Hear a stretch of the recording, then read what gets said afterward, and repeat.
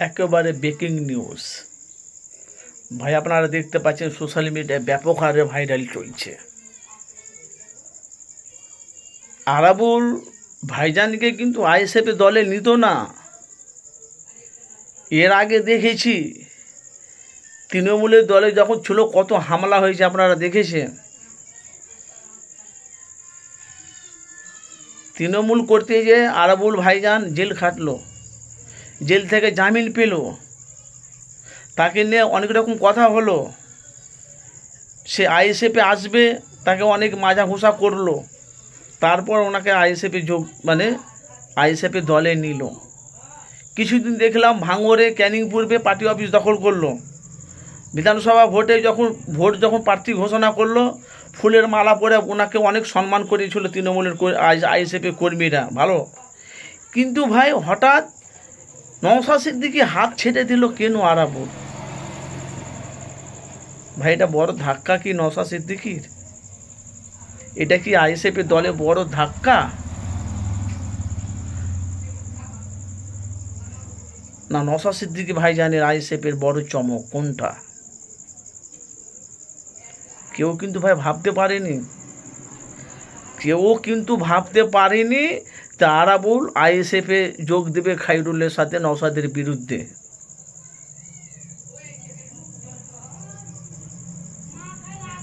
ভাই আপনারা দেখেন, সাংবাদিক আমাদের কাজ হলো কি উভয় পক্ষে মানুষের কাছে সত্যটা তুলে ধরা।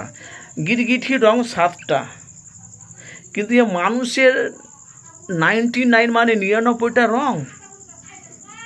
বাংলার মানুষ কেউ ভাবতে পারেনি আইএসএফ ভাইজান আইএসএফ দলটা ছেড়ে তৃণমূলের দলে যাবে। আরে খাইরুল ইসলাম তো ভাই, উনি তো ভাই তো তৃণমূল। এই বাংলাতে দুর্নীতি মুক্ত করার জন্য হিন্দু মুসলমান বিজেপিকে ভোট দিয়ে তবে বাংলায় এনেছে বিজেপি সরকারকে। একই হচ্ছে সব।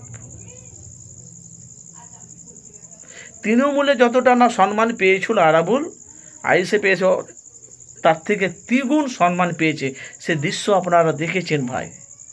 এর মধ্যে নওশাদ সিদ্দিকী হাত ছেড়ে দিল, আবার নওশাদের বিরুদ্ধে, সেটা আমরা সোশ্যাল মিডিয়ায় দেখতে পাচ্ছি।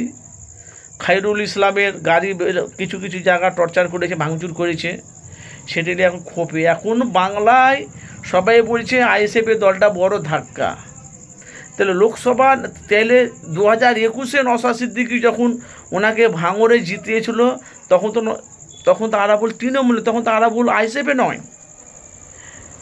এই বিধানসভার পরে একের পর এক আমরা দেখতে পাচ্ছি অভিযোগ আসছে। এটা নতুন চমক না নতুন এটা বড় ধাক্কা ভাই কোনটা? আমি বিশেষ করে ভাঙড়বাসীদেরকে বলছি, বিশেষ করে বাংলার প্রায় 10 কোটি মানুষ আছে কম বেশি, প্রত্যেকটা ভাইকে বলছি, আমি মা বোনদের যারা দেখছি সবাইকে জন্য বক্তব্যটি আমি আপনাদের কাছে শেয়ার করতে চাই যে আরাবুল যদি আইএসএফের দলে থাকতো, তাহলে পঞ্চায়েত ভোট, লোকসভা নির্বাচন ভোট, আরও সব যে ভোটগুলো আছে, তারপরে আবার বিধানসভা ভোট আসে, এটা কি নওশাদ সিদ্দিকী নতুন চমক বা এগুলো সব চমকের জায়গায় ছিল কি?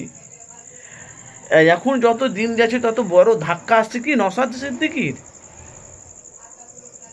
কেন আরাবুল তৃণমূলে দল তৃণমূলের প্রতিষ্ঠান, তৃণমূলের দল, তৃণমূলের কর্মী আমরা দেখেছি, হাজার হাজার মানুষ তারা আরাবুলের সঙ্গে তারা আছে, আমরা দেখেছি ভাই। সে আরাবুল বলেছিল মমতা যখন ভুল বুঝবে তখন আমাকে আবার মমতা দলে নেবে। এখন দেখতে পাচ্ছি এখন বাংলা জুড়ে সবাই এখন মমতাকে চাইছে কম বেশি। ভাঙড়ের মানুষ নওশাদকে জিতিয়ে আবার দ্বিতীয়বার ওনাকে এমএলএ বিধায়ক করেছে।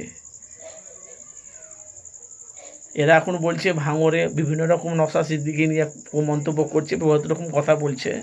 ভাই আপনাদের মতামত কি? আপনারা কি বলতে চাইছেন? নওশাদ সিদ্দিকী ভাঙড়ে আপনাদের জন্য কোনো কাজ করেনি? কাজ করছে তো। এই আমার 5টা আঙুল 5 রকম ভাই, 5 রকম মানুষ 5 রকম কথা বলবে। কিন্তু হঠাৎ কি এমন হলো তো নওশাদ সিদ্দিকী হাত ছেড়ে দিল, আবার খাইরুলের সাথে জোট করে নওশাদের বিরুদ্ধে লড়াই। তো অবশ্যই আপনাদের মতামত জানাবেন। এটা কি নওশাদ সিদ্দিকীর আইএসএফের দলের ধাক্কা না চলে যাওয়া তো ভালো হয়েছে, নতুন একটা চমক দেখা যাচ্ছে, কোনটা? চমক ফিরবে না ফাটল ধরলো না ভালো হলো? আপনাদের মতামত অবশ্যই জানাবেন।